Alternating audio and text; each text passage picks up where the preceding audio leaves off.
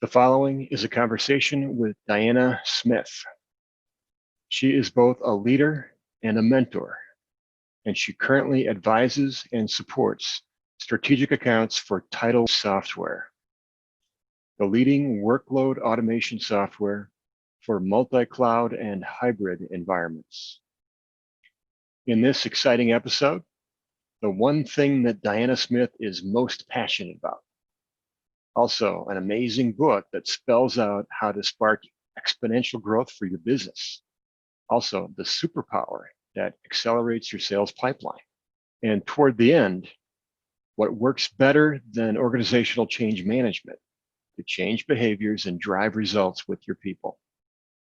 And now, my conversation with Diana Smith.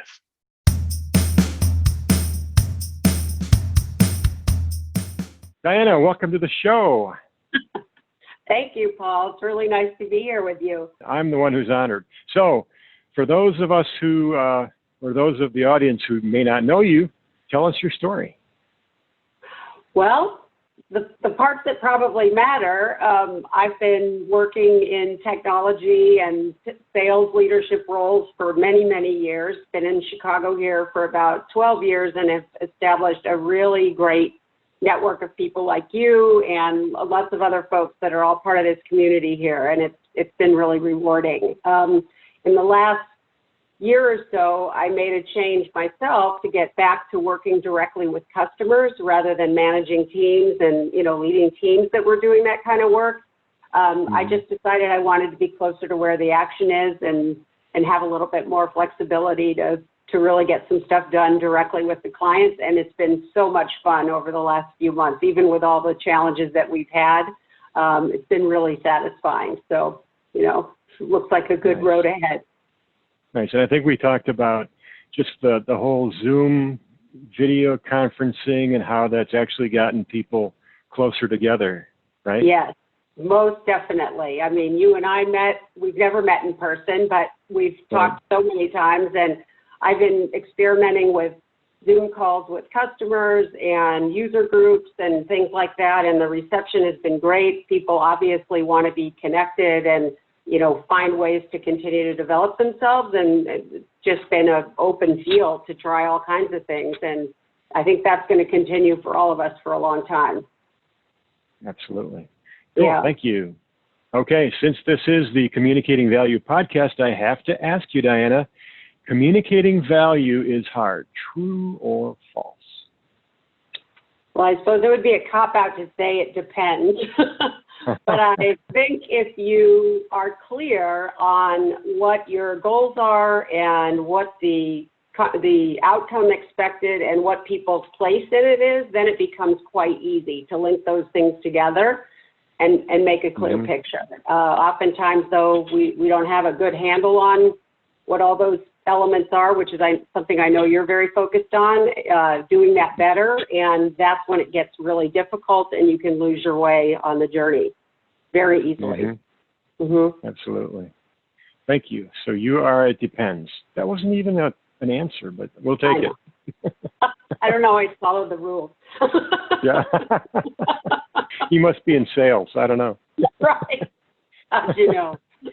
Yeah. Okay. All right, so as you know, you get 3 questions, I get 3 questions, we take turns, and you are up. Diana, what's your first question? Okay, so my first question for you, Paul, is we've talked a lot about your value model and how to determine that up front, and I'm really curious about how you determine what is in and out of scope for potential value when you're at the very beginning stages of facing a big technology project that might enable new capabilities for your business. Great. Yes, thank you. My favorite question. So here's what I don't do, and what doesn't work is eliciting requirements before you get consensus on your target. And your target is financial, and I call it an aspirational business outcome in air quotes. Aspirational because it is a target. It is an intent. It's not a commitment, but it's what we're going for. It's the rallying cry, right? And then the second piece that we do is called a value model, which is a big spreadsheet that documents our assumptions about costs and value over time. And so those two things, the aspirational business outcome, that statement that we get consensus on, and then the value model. Those two pieces will tell us what we're going for, how big it is, the shape of it, and what the financial performance is that we're going to forecast, we're going to get. Then and only then do we start to elicit requirements. Because if you don't do that, let's say you just start with requirements, you get what I call a scope bomb. Okay, the bomb goes off, expectations are set, executives anchor to that vision, right? Yeah. That unfocused vision, and literally you get 5 times the scope in some cases than you would have had you focused on a financial improvement of some kind, revenue margin, loss avoidance. So it seems kind of backwards at first, but it's how all the cool kids do it. So okay, that's how, yeah. All right, it's my turn. And my question to you, Diana Smith, is, so you provide technology solutions to your corporate clients, and you are extremely passionate about what you do for them. Tell us what's kind of most exciting right now. Okay. Well, I think this has always been true, but it just gets more so as technology itself is getting more exciting. And, the things that technology enables for a customer's business are really cool. And so intellectually, that's fun to think about. It's fun to know, that you've got sort of new materials and mediums to work with to help them create something. But the thing for me that has always been the most exciting is being part of helping people who actually have to design, implement, and make that technology work, and being part of seeing them solve a problem and honestly feel the pride that comes out of having achieved something. Big or small, it's important to them. And, it's even better when it's a team effort and you can see how the sort of multiplier of collaboration can have an impact. And I think that's really rooted for me. And, I started my career in technology at IBM, and working for a company like that has so many resources and capabilities, I was fortunate to be part of bringing some really innovative stuff forward for my customers, creating things that hadn't existed within IBM before in terms of services and capabilities to help them, deliver and grow their business. And I've really never lost sight of what that feels like. So when I think about the high points in my career, whether it was leading a team to achieve some fantastic business result together over a long haul, or, today working with clients who are really trying to transform what they're doing with technology, and you've got a, perfect storm of people trying to navigate their personal concern about their career and are they becoming obsolete, and how do I stay current with technology that's moving so fast, to be able to provide something that, what I'm providing right now isn't maybe the sexiest technology on the planet, but it's an incredible enabler. And so, literally having people feel like they've made a huge contribution in their organization just by expanding the way they're using our technology, it's really satisfying to see the win, the relief, the sense of pride. That could keep me going forever. It's nice. Super rewarding and wonderful to have the opportunity to be part of that for the customers I work with. Right, and I know you've got kind of a community thing going with them, kind of a regular powwow of sorts. Tell us about that. Well, our company, I work for Tidal Software, and so we've always had some really successful user groups. We're lucky to have a very dedicated base of customers, many who've been with us for many, many, many years and are big fans of the product. And we had planned to have a big user gathering in Chicago in September this year. And historically, people come from all over the country and sometimes the globe to be part of those user groups. Well, of course, all that got shuttled. And I happen to just be in the process of starting to get to know some of my customers since I joined Tidal in January. So it started coming up in conversations how much they were going to miss that and really wanted to know other Tidal managers, even in their own city. So I thought, well, why not just try it and see if we could get a gathering. We started in Nebraska and got 4 or 5 customers together and said, just come together. We'll book an hour and a half. We'll bring some of our guys onto the call and be there to answer questions and talk about whatever's on your mind. And I had 100% participation. People signed up. We had a fantastic conversation, and I've done it, and we booked the next one, which will be happening in August for that group, and then did it again for customers in Minnesota, and there are plans now to take this and roll it out into other markets. So, you know, it's one of those things where it's part of helping solve a problem. They want more information. They want connectivity with their peers.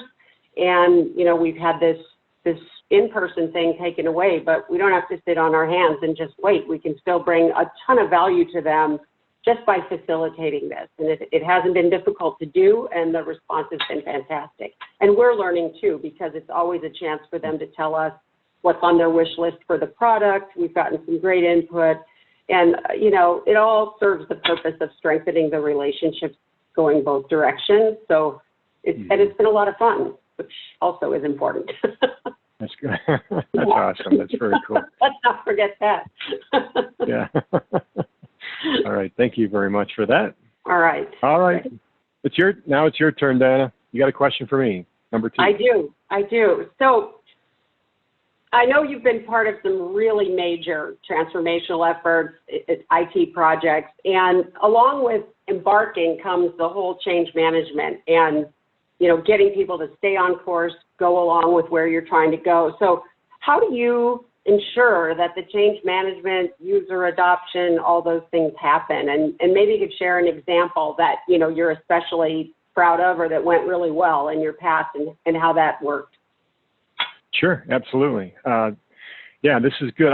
So I think in terms of 2 kinds of approaches to this. So there's a pull approach and a push approach.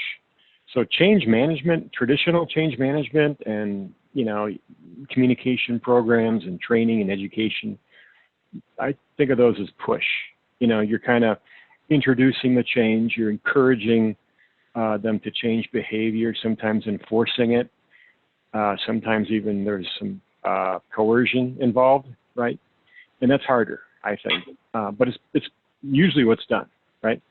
So the pull approach that I've tried and it worked very well is called gamification, making this a game, right? Encouraging behavior change, celebrating behavior change, maybe encouraging friendly competition, you know, points, badges, leaderboards, right? So think of the Uber 5-star survey. When you get out of the Uber, come to 5 stars, give a badge, give a compliment, same kind of thing here. And we actually, one of the best, I guess, investments was an app that we built for the sales team to help them, you know, close more business faster, right? And it involves sitting down with the prospect and demonstrating some things on this app. And so they would get maybe 50 points for that, right? But they'd get 5 points for sharing it with a colleague. They'd get 100 points. Maybe they got 1,000 points for winning in a pitch, right? And then there was a leaderboard. There were team leaderboards, there were individual leaderboards. I'll tell you what, we grew from 0 to 300 users, which was about 85 to 90% of the sales population at the time, in like 3 months, organically. It was unbelievable. Yeah, it really worked well, and they were really into it. So that was my example of gamification. So gamification is the new organizational change management, and it works a whole lot better if you can pull it off. Does that answer it? Yes, it does. I'd love to be part of that sales team. That sounds fun. A lot of fun. Yeah. Good. Good. All right. My turn, Diana. And my question to you is, so you had introduced me to a book a while back by Jack Stack called The Great Game of Business. So we want to know, I want to know, my audience wants to know, why, who recommended that to you, and what you thought when you read it, and why our people should read it who are watching now. Yeah.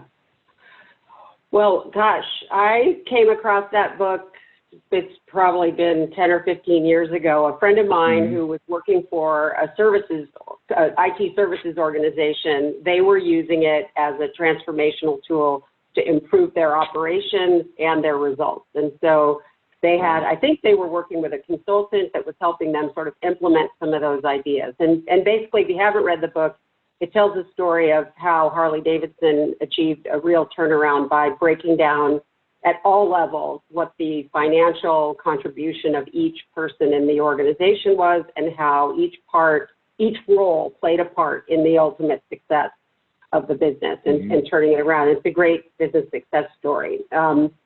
So I think what really appealed to me, I was leading an IT services organization at the time as well. And so I had sales, operations, and, we weren't a manufacturing shop, but some of the principles really applied. You had people that were making decisions kind of in a vacuum, didn't really understand the difference that small changes could make or the impact that they could have on the success. So you had this range of folks thinking that they were the only reason we were successful, and yet others not realizing that, they were actually making a big difference on the bottom line, positive or negative. So what I really love about it is that it gets everybody able to see and measure and celebrate their contribution. And so I didn't implement the full program, of course, I just did it within my office, but being able to kind of do what you're describing, and when you talk about gamification, is just make that stuff visible, show people. And I always come at things from a point of pride and getting better and improving. That's just my orientation. And so I have to remember that, there's also the other side of it, that first of all, nobody gets out of bed in the morning, wants to come to work and really screw things up. But sometimes they do accidentally, and it's usually because they really don't understand how a small decision that seems fine and logical, maybe even to them, is out of kilter with the rest of what's going on. So that's kind of the other way of looking at what's in that book, is that you really do start to show people that, oh, okay, these aren't rules just for rules' sake, or, I have a much better understanding of what I'm trying to do here. And then they can be more part of solving the problem than accidentally creating a problem. Because again, I don't think they're doing that intentionally. And I just, I've used it, bits and pieces of it always when I've managed teams and, been leading them, because anytime you have a chance to show somebody they're making an impact, I think, we all want to have a purpose. We all want a sense of pride and accomplishment in what we're doing. And this is one way of bringing that into the workplace in small ways and in some pretty big ways. Yeah, it's totally true. And thank you again for recommending it to me. I'm halfway through it. It's amazing. It's a new edition. I don't know, it was originally written a few years back, but you just updated the foreword, and it's just awesome. I think everybody should read it. I mean, in fact, one of my favorite companies, they're called Celsius Network. I call them the Tesla of consumer finance, because they're disrupting banking. I mean, I look at what they're doing, I look at the book, and I'm like, gosh, these folks get it. They're doing it. The guy who started it, Alex Mashinsky, he invented voice over IP. Wow. I mean, what we're using right here, right? Yeah. So crazy. Okay. Cool. Thank you. Very cool. Okay. Your turn. Okay. So on my, celebrating successes, I want to know what the most significant technology investment you've been part of that you're most proud of, and maybe what your biggest lesson learned along the way in that effort was. Okay, so you know how they say real estate is location, location, location, right? Yeah. Technology investment is all about portfolio, portfolio, portfolio. What do you mean, Paul? What do you mean by that? I'll tell you. So portfolio is, hey, we've got a a business outcome that we're targeting. We want to increase revenue, right? And then, you know, some people would say, well, let's do a project to get that, you know, but that's kind of like, to me, putting your eggs in that one basket. So a portfolio approach would be, let's get 10 ideas for increasing revenue, and let's act on them all and see which ones have legs. And the ones that have legs get a little more investment, a few more resources, you know, some more spend. And then incrementally over time, see, you know, which one or two of those wins the race. And then overall, the portfolio wins, because you got 2 out of 10 that carry the others and then some. So my most biggest accomplishment in that area, I guess, is we had a portfolio. We had a basket of investment ideas. We had AI. We had business analytics. We had apps for salespeople. And after about 12 months, that portfolio returned over 900%. It went 9x ROI, which was a financial ROI, which was amazing. And, you know, some did well, some didn't. One of the investments in the portfolio actually did 35x. It was insane. But overall, you know, 9x return, not bad. So I like that. And I made a lot of friends along the way. So, yeah.